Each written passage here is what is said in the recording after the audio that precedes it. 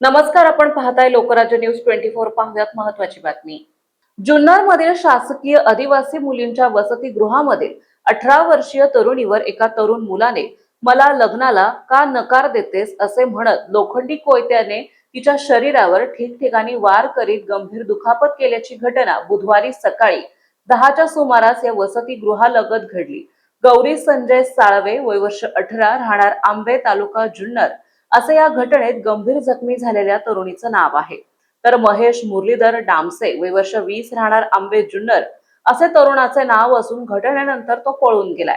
बुधवारी सकाळी 10च्या सुमारास ही तरुणी वसतिगृहामधून कॉलेजला जाण्याकरिता बाहेर पडली। ती रस्त्याने जात असताना या वसतिगृहालगत असलेल्या एका पत्रा शेड जवळ महेश याने तिला अडवून लग्नाला नकार का देतेस असे म्हणून तिचा खून करण्याच्या उद्देशाने हातातील लोखंडी कोयत्याने तिच्या शरीरावर ठिकठिकाणी वार करून तिला गंभीर दुखापत केली।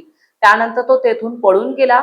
वसतिगृहातील लोकांनी तिला जुन्नर मधील यशवंतराव चव्हाण हॉस्पिटलमध्ये उपचाराकरिता दाखल केले। तिच्यावर गंभीर जखमी अवस्थेत उपचार सुरू आहेत। या घटनेची खबर गौरी साळवे हिने स्वतः जुन्नर पोलिसांना दिली। त्यानुसार भारतीय न्याय संहिता कलम 109, 126, 351(2), 351(3) प्रमाणे गुन्हा दाखल करण्यात आला असून पोलीस निरीक्षक किरण अवचर, सहाय्यक पोलीस निरीक्षक अरविंद गटकुळ पुढील तपास करीत आहेत।